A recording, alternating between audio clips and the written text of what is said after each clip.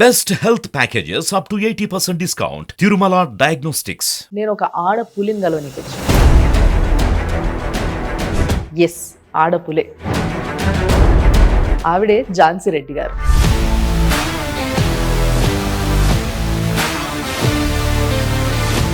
అనుకున్నది సాధించి కోడల్ని గెలిపించి అసలు మిమ్మల్ని మీరు నిరూపించుకున్నారు.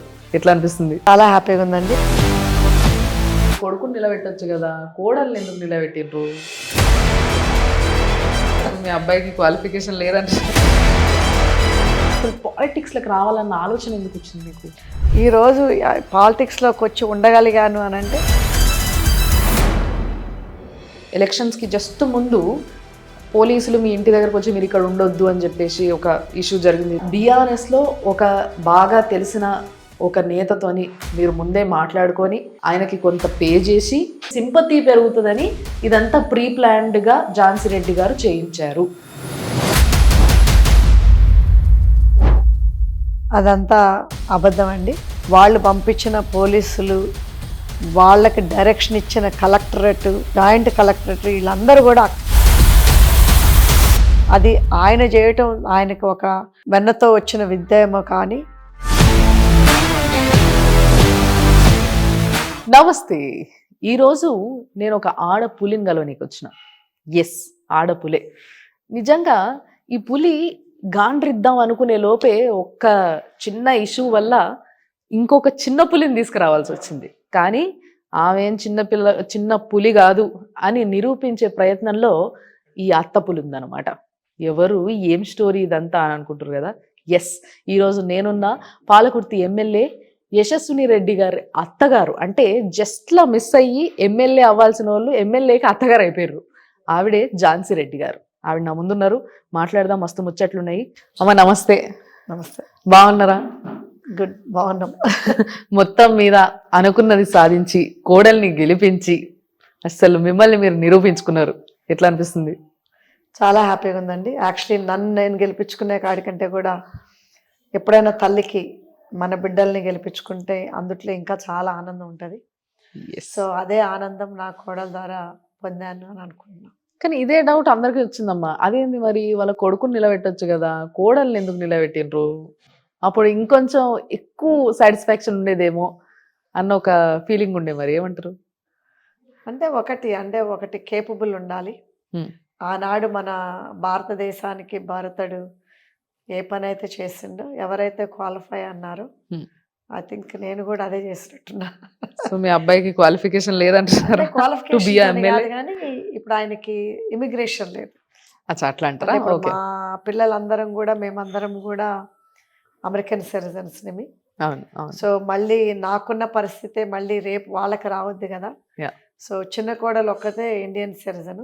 ఓకే. సో క్వాలిఫికేషన్స్ అంటే ఇది వన్ ఆఫ్ ద క్వాలిఫికేషన్స్ కదా మనకి ఇక్కడ పోటీ చేయటానికి. అంటే వస్తుందని ఇప్పుడు నేను కూడా అప్లై చేసుకున్నా. అన్ఫార్చునేట్లీ నాది రానివ్వకుండా అడ్డుపడ్డారు. సో మళ్ళీ అదే విధంగా మళ్ళీ కుట్ర అంటారా? ఇదంతా కుట్ర అంటారా? మీ పైన కుట్ర జరిగిందంటారా? అది చాలా కుట్ర. అంటే రెండు పార్టీలు కలిపి కుట్ర చేసింది. ఎందుకంటే అన్ఫార్చునేట్లీ నాది పబ్లిక్గా వెళ్ళిపోయింది. అంటే వాళ్ళకి థ్రెట్ అనుకోవచ్చు. మళ్ళీ అంటే రెండు పార్టీలు కలిసి కుట్ర చేసిండ్రు అని అంటే అంత భయపడ్డారా మిమ్మల్ని చూసి, మీ పోటీని? అంటే ఇప్పుడు మీరు చూసుకునేటట్టు అయితే మన తెలంగాణ రాష్ట్రంలో నెంబర్ 4 ప్లేస్లో ఉంటాడు దయాకర్. అను మళ్ళీ అందుట్లో ఇన్ని రోజుల నుంచి ఓటు లేకుండా గెలిచిన దయాకర్ రావుకి అన్ఫార్చునేట్లీ మన పాలకుర్తి నియోజకవర్గంలో కూడా ఆపోజిషన్ అనేది లేకుండా చేసుకున్నాడు. ఒకేసారి 15 ఏళ్ల నుంచి ఒక ఆపోజిషనే లేకుండా నిబ్బరంగా గుండె ధైర్యంతో నిద్రపోతున్నోడికి ఒకే రోజు మన ఆపోజిషన్ వచ్చేసరికల్లా డెఫినెట్లీ ఎవరికైనా ఉంటుంది. కాకపోతే ఏంటంటే ఈయన ఎక్స్ట్రీమ్కి వెళ్ళాడు. ఎందుకంటే నాకు పౌరసత్వం రానివ్వకుండా ఆపి పడితే నేను ఇండియా వెళ్ళిపోతుంది, అంటే అమెరికాకి వెళ్ళిపోతుంది ఇండియా నుంచి అనే ఉద్దేశం ఉన్నది తనకి. తను ఎక్స్పెక్ట్ చేయలేదు ఎప్పుడు కూడా. ఏంటంటే నాకు రాకపోయినా నా స్థానంలో నా కోడల్ని తీసుకొస్తానని. అంటే ఇక్కడ ఒక డౌట్ ఉందమ్మా నాకు. అంటే ఒక లీడర్కి, ఎదురుంగా లీడర్కి తన అపోనెంట్ని మనం అనుకున్నప్పుడు వీళ్ళు నా అపోనెంట్ అని అనుకున్నప్పుడు వాళ్ళ సైడ్ ఏది స్ట్రాంగ్ ఉంది, ఏది స్ట్రెంగ్త్ అనేది చూసుకుంటారు. సో దయాకర్ రావు గారు మీ వైపు ఏది స్ట్రెంగ్త్ అనుకున్నారు? ఒకటి పైసలా, రెండోది మీరేనా? అంటే ఒకవేళ మీరే అనుకోవాలంటే మీరు ఆల్రెడీ రాజకీయ నాయకురాలు అయి ఉండాలి, ఆల్రెడీ ఆ పోటీని ఇచ్చి ఉండాలి, ఆల్రెడీ మీరు ప్రజల్లో ఒక లీడర్గా పేరు పొంది ఉండాలి. కానీ ఇది అసలు కేసే కాదు, రైట్? సో ఇంకా దేనికోసం భయపడి ఉంటారంటారు మరి దయాకర్ రావు గారు? అంటే ఇప్పుడు ఫస్ట్ ఆయనకి ఎప్పుడు ఆపోజిషన్ అనేది ఉంటుంది పాలకుర్తి నియోజకవర్గంలో అని అనుకోలేదు. ఎందుకంటే 2018 ఎలక్షన్స్లో అంటే ఒక లీడర్ వెళ్ళిపోవటము, మన కాన్స్టిట్యున్సీలో లేకపోవటం అనేది ఆయనకి ఒక ప్లస్ అయిపోయింది. సో అది ఎట్లా క్రియేట్ అయిందంటే ఇంకెవరు రారు, ఈయనకి పోటీగా ఎవరు నిలబడరు అనే ఇమేజ్ క్రియేట్ అయింది. అది నిజం అబద్ధం అనే తర్వాత విషయము. సో ఆ ఇమేజ్ ఉన్నప్పుడు ఏమైందంటే ఆల్ ద సడన్ నేను అనుకోని దాన్ని అనుకోని రావటం జరిగింది. జరగటంలో ఏంటంటే ఆయనకి చేయగలిగేదల్లా ఒకటే ఏంటంటే నా పౌరసత్వం. సో ఆ పౌరసత్వం అనేది ఆపగలిగితే డెఫినెట్గా తను కాంటెస్ట్ చేయదు, తను కాంటెస్ట్ చేయకపోతే ఆపోజిషన్ ఉండదు నాకు అనేది అనుకున్నాడు అని నేను అనుకుంటున్నా. అంటే అది ఈ క్వశ్చన్ అనేది ఆయన్ని అడిగి తెలుసుకోవాలని నాకు కూడా, మీకు ఎంత క్యూరియాసిటీ ఉందో, మా పాలకుర్తి ప్రజలకు ఎంత క్యూరియాసిటీ ఉందో నాకు కూడా అదే క్యూరియాసిటీ ఉంది. డెఫినెట్లీ అమ్మా, ఈసారి కలిసినప్పుడు నేను అడుగుతాను మీ తరఫున ఈ క్వశ్చన్ని. బట్ ఇవన్నీ పక్కకు పెడితే keep this all a side. ఇప్పుడు మీరు దయాకర్ రావు గారు మామూలుగా అయితే ఫస్ట్ నుంచి కొంచెం మంచి ఫ్రెండ్స్ అంట కదా, దోసారి ఉంది కదా మీకు ఆయనకి? అంటే ఫ్రెండ్స్ అంటే ఇప్పుడు మేము గత 35 years నుంచి కూడా మన ఇతరాజురావు గారు ఉన్న దగ్గర నుంచి కూడా మేము స్వచ్ఛంగా సేవ చేస్తూనే ఉన్నాం ఆ కాన్స్టిట్యున్సీకి. సో అక్కడ ఏ ఎమ్మెల్యే గారు ఉన్నా, ఏ మన సర్పంచులు ఉన్నా కానీ తప్పకుండా వాళ్ళని ప్రోటోకాల్ ప్రకారం పిలవాల్సిందే. ఎందుకంటే ఓపెనింగ్ రోజు ప్లస్ వాళ్ళ కాన్స్టిట్యున్సీలో మనం చేస్తున్నాం కాబట్టి. అదేవిధంగా మేము ఇతరాజురావు గారి ఫ్యామిలీని పిలిచాము, మళ్ళీ సుధాకర్ రావు గారు ఉన్నప్పుడు వాళ్ళని పిలిచాము, మళ్ళీ దయాకర్ రావు గారు వచ్చినప్పుడు దయాకర్ రావు గారిని పిలిచాము, మళ్ళీ ఆయన శ్రీనివాసరావు గారు ఉన్నప్పుడు ఆయన్ని పిలిచాము. సో అదనేది నార్మల్. అంటే ఇట్స్ నాట్ మేమేదో ఫ్యామిలీ ఫ్రెండ్స్ అని కాదు, బట్ ఈ ప్రొఫెషనలిజంగా పిలవాల్సి వస్తుంది, ప్రోటోకాల్ ప్రకారం పిలిచాము. మళ్ళీ అమెరికా వచ్చినప్పుడు ఏ లీడర్షిప్ అయినా కానీ, ఏ పార్టీ పరంగా ఏ లీడర్ వచ్చినా కానీ కొంచెం ఒక ప్రామినెంట్ పీపుల్ అక్కడ ఉన్నప్పుడు మేము తప్పకుండా మీట్ అండ్ గ్రీట్ హోస్ట్ చేస్తాము. ఓకే. సో అదనేది నార్మల్ అక్కడ. అంటే దయాకర్ రావు గారు వచ్చినప్పుడు మీ ఇంట్లో మీరు అంటే ఆయన హోస్ట్ చేసేవాళ్ళు యాజ్ అ గెస్ట్ అని చెప్పేసి విన్నాం, అది నిజమేనా? ఉంటుండేనా? మా ఇంటికి అయితే రాలేదండి, ఎప్పుడు ఇంటికి రాకపోతుండే. ఇంటికైతే రాలేదు. సో జస్ట్ ఒక అందరు లీడర్లతో ఎలాంటి పరిచయం ఉందో అలాంటి పరిచయమే ఉంది అంటారు. అంతే. కానీ దయాకర్ రావు గారికి ఒక స్టేజ్ లో ఫండింగ్ కూడా మీరు చేసిండ్రు అని మేము విన్నాం. అంటే అది ఇప్పుడు ఏ ఆర్గనైజేషన్ పరంగా కానీ, ఏ లీడర్షిప్ పరంగా కానీ, అంటే ఇప్పుడు మనం ఒక పర్మనెంట్ పీపుల్ అయినప్పుడు ఏ విలేజ్లోనే, ఇది అమెరికాలో కూడా జరుగుతుంది. ఇప్పుడు మేము అమెరికాకిలో ఉన్నప్పుడైనా కానీ, ఇప్పుడు మాకు అమెరికాలో 2 ఇదే ఉంటుంది, రిపబ్లికన్ డెమోక్రాట్స్. సో మాకు ఆ డెమోక్రాటిక్ పార్టీ అతను తెలిసినప్పుడు వాళ్ళకి ఇస్తాము, రిపబ్లికన్ పార్టీ అతను మాకు తెలిసినప్పుడు వాళ్ళకి ఇస్తాం. బికాజ్ ఎందుకంటే ఈ ఆబ్లిగేషన్ అనేది ఉంటుంది కదా. సో అది పార్టీ అనేది మేము చూడము, ఆ వ్యక్తిగతంగా మనకి ఎవరైతే అక్కడ పరిచయం ఉంటుందో వాళ్ళు వచ్చి డొనేషన్ అడగగానే మేము ఇస్తాం. సో అది ఇచ్చిన మాట నిజం. అది 2018లో కాంగ్రెస్కి ఇచ్చాను, టీఆర్ఎస్కి ఇచ్చాను, ఇద్దరికి ఇచ్చాను. కాకపోతే మా కాన్స్టిట్యున్సీలో ఏమో తెలుసు కాబట్టి ఆయనకి ఇచ్చాము యాజ్ అ టీఆర్ఎస్గా. మనకి కాంగ్రెస్లో వేరే వాళ్ళు తెలుసు కాబట్టి వేరే వాళ్ళకి ఇస్తాం అట్లా. ఓకే. సో యాక్చువల్గా మీరు రియల్ ఎస్టేట్ వ్యాపారి, బేసిక్గా యూఎస్లో మంచిగా రియల్ ఎస్టేట్ వ్యాపారం చేసుకుంటా ఉన్నారు. సో ఇది మంచి వ్యాపారం, ఇక్కడ కానీ అక్కడ కానీ ఎక్కడైనా కానీ బేసిక్గా చాలా మంచి లాభాలు వచ్చే వ్యాపారం. ఈ వ్యాపారం నుంచి అసలు పాలిటిక్స్లోకి రావాలన్న ఆలోచన ఎందుకు వచ్చింది మీకు? ఎందుకు ఇటువైపు టార్గెట్ చేశారు ఇట్లా?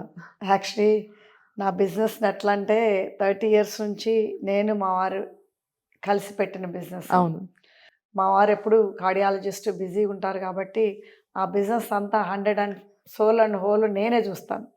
అది నాకు ఇంకొక పిల్లగాళ్ళ లాగా అనమాట, నా బేబీ. మా ఎంప్లాయీస్ ఎప్పుడు అంటారు, మిస్సెస్ రెడ్డి నువ్వు రియల్ ఎస్టేట్ చేయనప్పుడు ఎట్లా ఉండగలుగుతావా లేదా అని అంటారు. ఈరోజు పాలిటిక్స్లోకి వచ్చి ఉండగలిగాను అని అంటే మా పాలకుర్తి నియోజక ప్రజలు అది మర్పించగలిగారు మమ్మల్ని. మళ్ళీ అదేవిధంగా ఇక్కడికి వచ్చిన అంటే ఇప్పుడు స్వచ్ఛంగా సేవ చేసేటప్పుడు మాకు కొన్ని సమస్యలు ఏర్పడినాయి.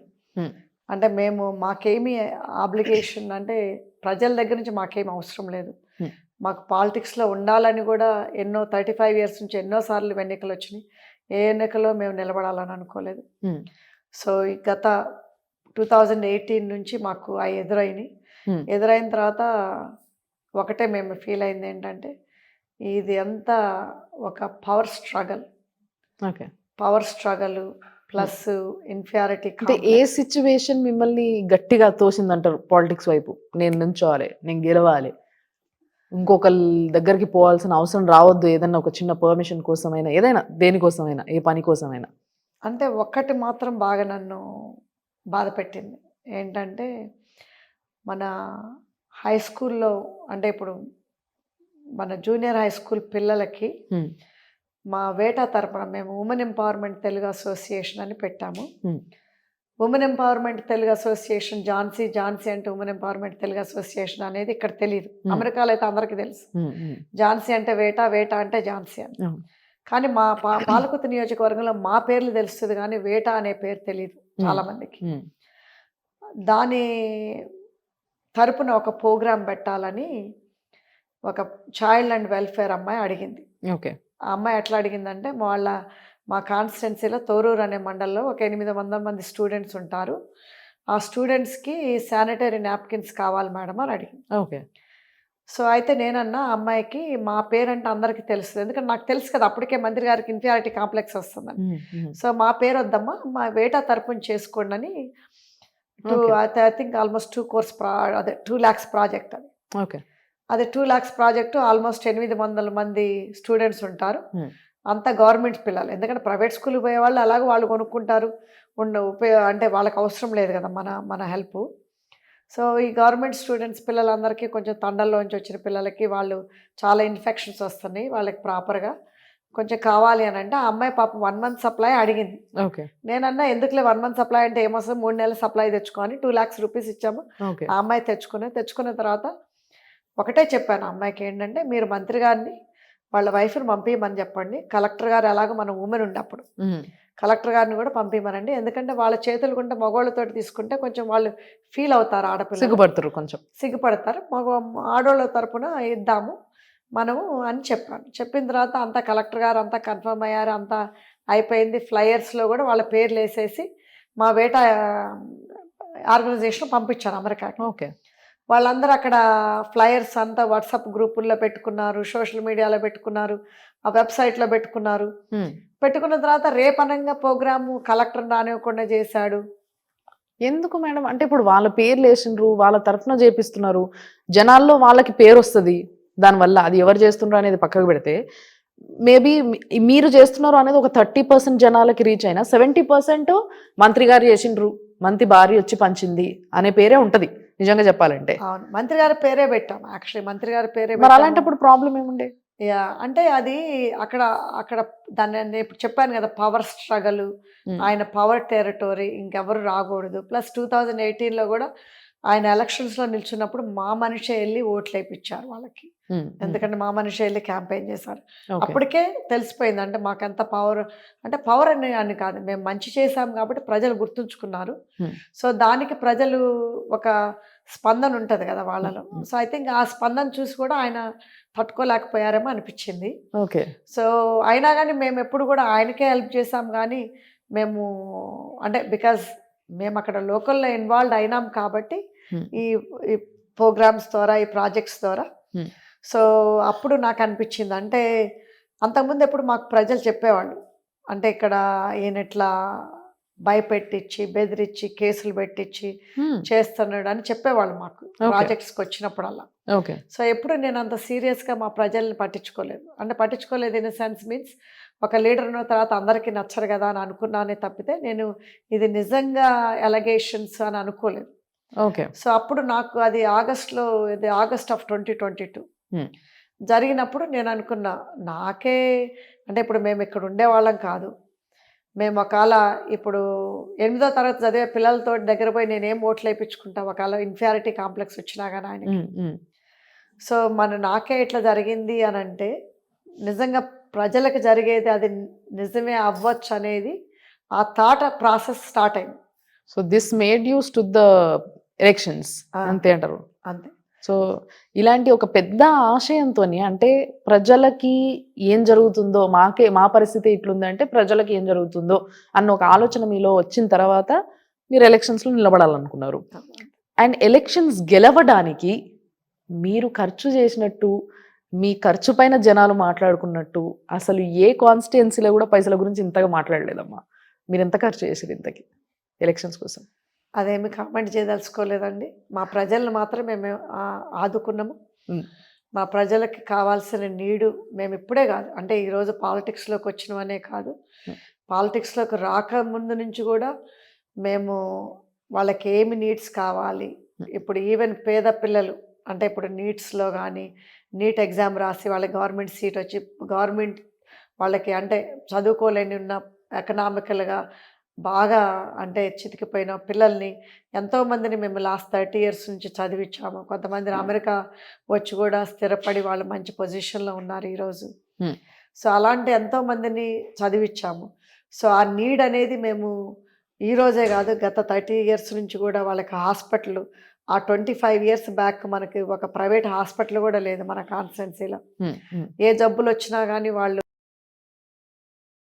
మన కాకతీయ మెడికల్ మన హాస్పిటల్కి రావాలి. సో ఆ రోజుల్లో కూడా తల్లి అంటే ఇప్పుడు ఒక గర్భిణీ స్త్రీ హాస్పిటల్కి రావాలంటే చాలామందికి తల్లికో పుట్టిన శిశువుకో ఏదో ఒకటి అయ్యేది. అప్పుడు ఆ రోజుల్లోనే మేము సర్వే చేయించి ఎంతమంది మొటాలిటీ రేట్ అవుతున్నది పర్ ఇయర్ అనేది పెట్టి మేము హాస్పిటల్ పెట్టాము. ఓకే. సో అదనేది మా ప్రజల్లో ఉంది. అంటే ఇప్పుడు ఆ కృతజ్ఞత అనేది మా ప్రజల్లో ఉంది. యాక్చువల్గా మేమే సర్ప్రైజ్, ఎందుకంటే మా ప్రజలు ఆనాడు నుంచి చేసిన ఏది మర్చిపోకుండా ఈనాడు మమ్మల్ని గెలిపించారని. అండ్ యాక్చువల్గా ఒక మాట నేను విన్నామా, ఈ మాటను నేను చెప్పిన తర్వాత మీరు దీన్ని ఎట్లా ఎక్స్ప్లెయిన్ చేస్తారో మీ ఇష్టం. సో వేరాజ్ ఏదైతే ఎలక్షన్స్కి జస్ట్ ముందు పోలీసులు మీ ఇంటి దగ్గరకు వచ్చి మీరు ఇక్కడ ఉండొద్దు అని చెప్పేసి ఒక ఇష్యూ జరిగింది, ఇది అన్ని టీవీ ఛానల్లో మేము చూసినాం. ఇదంతా కూడా అక్కడ బీఆర్ఎస్లో ఒక బాగా తెలిసిన ఒక నేతతోని మీరు ముందే మాట్లాడుకొని టైఅప్ అయ్యి ఆయనకి కొంత పే చేసి పోలీసులను మీ ఇంటికి రప్పించుకొని మీ పైన అంటే ఇలాంటిది ఏదైనా ఒక ఇష్యూ వస్తే, ఇలాంటి ఏదైనా జరిగితే సింపతి పెరుగుతుందని ఇదంతా ప్రీ ప్లాన్డ్గా ఝాన్సీ రెడ్డి గారు చేయించారు అని ఒక మాట వినబడుతుంది. దీనిపైన మీరు ఏమంటారు? అదంతా అబద్ధం అండి. ఎందుకంటే కావాలంటే ఇప్పుడు వాళ్ళు చెప్పి వాళ్ళు పంపించిన పోలీసులు వాళ్ళు చెప్పి వాళ్ళకి డైరెక్షన్ ఇచ్చిన కలెక్టరేట్, మన జాయింట్ కలెక్టరేట్ వీళ్ళందరూ కూడా అక్కడే ఉన్నారు ఇంకా పదవుల్లో. మీరు వాళ్ళని ఎందుకంటే మేము అడిగాము ఎంతమంది కాన్స్టిట్యున్సీలో ఉన్నప్పుడు మమ్మల్నే మీరు ఎందుకు టార్గెట్ చేస్తున్నారు అని అంటే, మాకు ఆర్డర్స్ వచ్చినాయి మేడం, మేము తప్పకుండా మీకు సర్వ్ చేయాలి ఈ పేపర్ వర్క్, మీరు వెళ్ళిపోవాలని అన్నారు. సో మేము అలాంటిది ఏదైనా కుట్రలాగా పంచుకుంటే మేము అది చేపియాల్సిన అవసరం లేదు. ప్లస్ ఇంకోటి ఏంటంటే అది ఆయన చేయటం ఆయనకి ఒక వెన్నతో వచ్చిన విద్య ఏమో, కానీ మాకు అమెరికాలో ఇప్పుడు స్పెషలీ నేను 11 ఏళ్ళప్పుడు అమెరికాకి వెళ్ళి అమెరికాలో పెరిగాము. మాకు అమెరికాలో ఎలాంటి కుట్రలు, ఇలాంటి అంటే ఇండైరెక్ట్ అటాక్స్ లేకపోతే ఇలాంటి అన్యాయాలు చేసి గెలవాలని ఉండదు మాకు. మరి నెగ్లగలుగుతారా ఇక్కడ పాలిటిక్స్కి? మీరు ఏంటది ఇక్కడ పాలిటిక్స్కి నెగ్లగలుగుతారా? న్యాయం అండి. ఇప్పుడు మాకు కేవలం పాలకుర్తిలో జరిగిన ఎన్నికలు మొన్న న్యాయం అన్యాయం, ధర్మం అధర్మం మీద నడిచింది. అది ధర్మం గెలిచి పైసల పైన నడవలేదంటారు అయితే మీరు? అధర్మం మీద నడవలేదు. అధర్మం ఆయన చేశాడు ఇన్నేళ్ళు. లేదండి, అంటే ధర్మం అధర్మం అనేది ఎప్పటి నుంచో యుగాల నుంచి వస్తున్న కొట్లాటనే ఇది. సో ఇది తరతరాలుగా యుగాలుగా జరుగుతూనే ఉంది, జరుగుతూనే ఉంటది, దీంట్లో డౌటే లేదు. కానీ పాలిటిక్స్ అనగానే, ఎలక్షన్స్ అనగానే ప్యూర్లీ మేడ్ ఆఫ్ మనీ అనే టాపిక్ ఇక్కడ ఒక పాలకుర్తిలోనే కాదు, ఓవరాల్గా కంట్రీలో వినిపిస్తుంది. ఒక రాష్ట్రంలోనే కాదు, కంట్రీ మొత్తంలో ఇదే వినిపిస్తుంది. డబ్బులున్నా లేకపోయినా ధర్మం అనేది ధర్మమే, Hmm. న్యాయం అనేది న్యాయమే.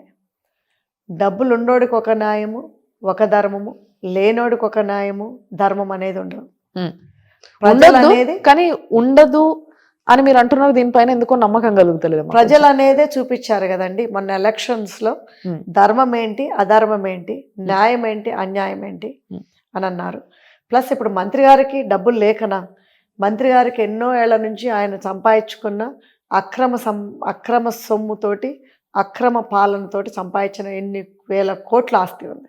మీరేమో అక్రమంగా అంటున్నారు. ఆయన ఏమంటారంటే ఎప్పుడు చెప్పినా కూడా ఒక చిన్న ఫోన్ కొనుక్కోవాలన్నా కూడా US లో మా దోస్తులు ఇప్పిస్తారు అంటాడు. ఈ మాట ఆయన స్వయంగా నా ఇంటర్వ్యూలో చెప్పడం జరిగింది.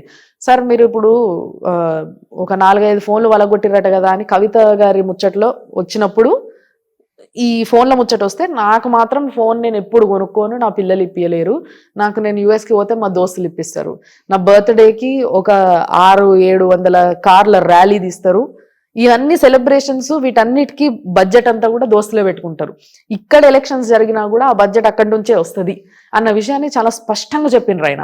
ఎందుకంటే ఆయన డబ్బులు ఆయన స్పెండ్ చేయడు కదా, వేరే వాళ్ళ డబ్బులు స్పెండ్ చేయాలి కదా. మరి ఇప్పుడు ఆయన డబ్బులు లేకపోతేనే, ఆయన ఓన్ ఫోన్ కొనుక్కోపోతేనే ఎన్నో వందల ఫోన్లు డిస్ట్రిబ్యూట్ చేసిండా మన కాన్స్టిట్యున్సీలో, సోషల్ మీడియాకి కానీ. ఇప్పుడు ఈ వర్కర్స్, ఆశా వర్కర్స్ వాళ్ళ లీడ్స్ ఉంటారు కదా పైన, వాళ్ళందరికీ అది తెలిసిన విషయం, అది పేపర్లో కూడా వచ్చింది. అన్ని ఫోన్లు ఇవ్వగలిగినోడు ఆయన ఓన్ ఫోన్ కొనుక్కోలేడు, ఆయన ఓన్ ఫోన్ కొనుక్కోవడానికి డబ్బు లేదనంటే మనం నమ్ముతామా? సో అది నిజం కాదు అంటారు. కాదు. ఓకే. అండ్ మిమ్మల్ని నేను ఇందాక మేడంని, యశస్విని రెడ్డి గారిని కూడా నేను అడిగిన ఈ ప్రశ్న, అదే ప్రశ్న మిమ్మల్ని అడగాలనిపిస్తుంది నాకు, ఎందుకంటే ప్రతి ఒక్కళ్ళు ఈ ప్రశ్న తిరుగుతుంది కాబట్టి. ఇప్పుడు పాలకుర్తి ఎమ్మెల్యే యశస్విని రెడ్డి గారా, ఝాన్సీ రెడ్డి గారా? యశస్విని రెడ్డి గారు. డెఫినెట్.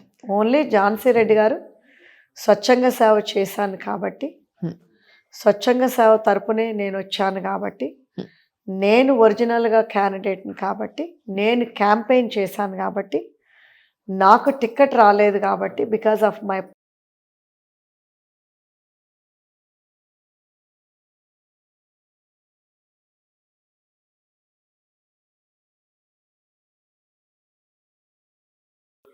వాళ్ళకి ఫ్రంట్ ఫేస్ నేను తెలుసు కాబట్టి జనాలు అట్లా అనుకోవటంలో తప్పేమి లేదు. ఎందుకంటే జనాలకి ఏంటంటే ఒక ఎమ్మెల్యే గారు ఝాన్సీ కాదు యశస్విని అనేది టైం పడుతుంది కానీ, బట్ అది ఆల్రెడీ ఇప్పటికే అందరికీ తెలుసు. అవును. కానీ నేను తను అంటే తను 26 years, తను ఇంకా మా కాన్స్టిట్యున్సీ గ్రిప్, ఇప్పుడు మేమంటే గత 30 years నుంచి చేస్తున్నాము, తను మా ఫ్యామిలీలోకి వచ్చి కూడా తను పెళ్ళయి కూడా 5 ఏళ్ళు అయింది. సో తనకు టైం పడుతుంది. తప్పకుండా యాజ్ ఎ అడ్వైజర్ నేనున్నానే తప్పితే, నేను ఎమ్మెల్యే కానీ నేను ఎక్కడ తిరగలేదు. ఇప్పటికీ తనతోటి నేను అన్ని చోట్ల పోతాను. తనకు ఒక మెంటోర్గా, ఒక పెద్దగా కానీ, తనకు ఒక ప్రొటెక్షన్గా కానీ, తను ఎక్కడన్నా ప్రోటోకాల్ మీటింగ్స్లో నేను ఎక్కడా లేను. మీరు ఎక్కడైనా న్యూస్ పేపర్లో చూసుకోండి, మీరు ఎక్కడైనా మీడియాలో చూసుకోండి, నేను ఎక్కడా లేను. ప్రోటోకాల్ మీటింగ్లో నేను అసలు ఉండను. వేరే మీటింగ్లు అంటారా, నేను తనకి గ్రిప్ వచ్చి తను నేర్చుకునేదాకా నేను definitely it's my duty to protect my Palakurthi ప్రజలు. సో ఎమ్మెల్యే అవ్వాలనుకున్న వాళ్ళు ఎమ్మెల్యేని తయారు చేసారు అనమాట బేసిక్గా. అంతే, అందుట్లోనే ఆనందం ఉంది. వండర్ఫుల్. సో మరి ఇప్పుడు మీ పాలకుర్తి ప్రజలకు ఏమేమి చేయబోతున్నారు, ఎలాంటి అడ్వైజ్లు మీరు ఎమ్మెల్యే గారికి ఇవ్వబోతున్నారు? మా పాలకుర్తి నియోజకవర్గంలో పెద్ద ప్రాబ్లం నిరుద్యోగులు, మన యూత్ పిల్లలకి. ఆ నిరుద్యోగుల సమస్య మేము గెలవగానే అడ్రస్ చేస్తామని చెప్పినాము. వాళ్ళు అనుకున్నట్టుగానే, మేము వాగ్దానం చేసినట్టుగానే రైట్ ఆఫ్టర్ 1 month మేము అది శంకుస్థాపన కూడా చేయటం జరిగింది. నిన్నగాక మొన్న skill development centre.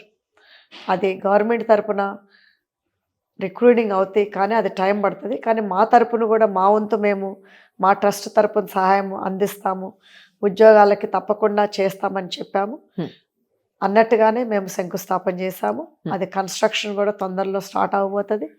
Matter of మంత్స్లో జరగబోతుంది. ఇంకొక 1 year టైం పడుతుంది ఈ కన్స్ట్రక్షన్ అంతా అయిపోయి స్టార్ట్ అవ్వటానికి క్లాసెస్.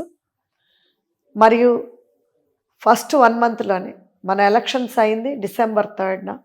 డిసెంబర్ 6th రోజు మేము ఆల్మోస్ట్ 30 lakhs డొనేట్ చేయడం జరిగింది మన కాన్స్టిట్యున్సీకి. ఓకే. ఒకటి మన అంబులెన్స్, ఇంకొకటి పిల్లలకి స్కాలర్షిప్స్.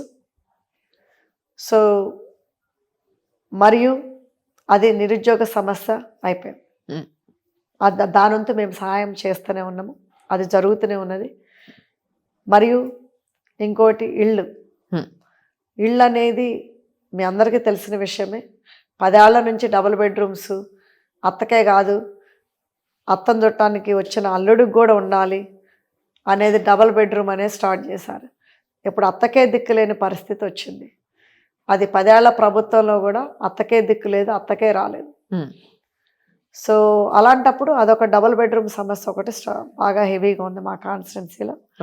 అది తప్పకుండా కూడా మొన్న ప్రజాపాలన ఈ మీటింగ్లు కాన్స్టిట్యున్సీ లెవెల్లో మన స్టేట్ లెవెల్లో అయిపోయినాయి. దానికి అందరూ అప్లికేషన్స్ పెట్టుకున్నారు. అప్లికేషన్స్ కూడా మేమందరం కూడా మా లీడర్స్ అందరూ కూడా మన గ్రామ స్థాయి లీడర్స్ కానీ మండల లీడర్స్ కానీ వాళ్ళందరూ కూడా అందరినీ పెట్టుకొని పెట్టించడం జరుగుతున్నది. అది తప్పకుండా ప్రాసెస్ అవుతుంది. వాళ్ళ రేషన్ కార్డుని బట్టి అది వాళ్ళకి మన ఫైనాన్షియల్ స్టేటస్ని బట్టి కూడా వాళ్ళకి జరుగుతుంది. సో అవి తప్పకుండా దాని మీద ఫాలో అప్ ఉంటుంది మా తరపు నుంచి. మరియు development, education and health. So education and health అది కూడా ఇప్పుడు మనకి కొన్ని హాస్పిటల్స్ 100 బెడ్ హాస్పిటల్స్గా పర్మిషన్లు తీసుకొచ్చి అవి తప్పకుండా ఇంప్రూవ్ చేసి మన స్పెషాలిటీ హాస్పిటల్స్గా చేస్తాము. సో మళ్ళీ ఎడ్యుకేషన్ అంటారా, మీకు తెలిసిన అందరికీ మన తెలంగాణలో తెలిసిన విషయమే. టీఆర్ఎస్ వచ్చిన తర్వాత మన గవర్నమెంట్ స్కూల్స్ అన్నీ కూడా మూతబడినాయి.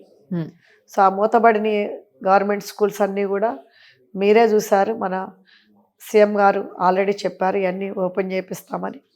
అదేవిధంగా మా కాన్స్టిట్యున్సీలో కూడా మేము కూడా ఓపెన్ చేయించి అవి మళ్ళీ back in running and education wise also development చేయటం జరుగుతుంది మా వంతు. సో మళ్ళీ degree college already MLA madam గారు అనౌన్స్మెంట్ చేశారు మన దీనప్పుడు. సో తను ప్రచారం అప్పుడు. సో అది తప్పకుండా కూడా పాలకుర్తి నియోజకవర్గం పాలకుర్తిలో సో తప్పకుండా తను స్టార్ట్ చేస్తారు pretty soon. సో అది అవుతూనే ఉంటుంది మన డెవలప్మెంట్. Very nice. యాక్చువల్గా కోడల్ని అత్త ఎమ్మెల్యే మేడం గారు అని పిలవడం చాలా మంచిగా అనిపిస్తుంది నాకు. సో ఎక్కడ ఈగో అడ్డం రావట్లేదమ్మా మీకు? ఏమన్నదండి, ఎందుకంటే నేను చెప్పాను కదా మన పిల్లల్ని గెలిపించుకోవటము, మన పిల్లలు ఒక పొజిషన్కి వస్తే చూడటము, మన పిల్లలు మన ఎదురుగానే మనకంటే మంచిగా మాట్లాడుతున్నారని చూసి మురిసిపోవటము మనకు చాలా ఆనందం. వెరీ నైస్ అమ్మా, very nice and all the best. And మంచి మెంటర్గా మారిండ్రు మీరు, ఒక ఎమ్మెల్యేగా ఉండాల్సిన వాళ్ళు అండ్ ఎమ్మెల్యేని తయారు చేస్తున్నారు. All the best for that and thank you so much for the time.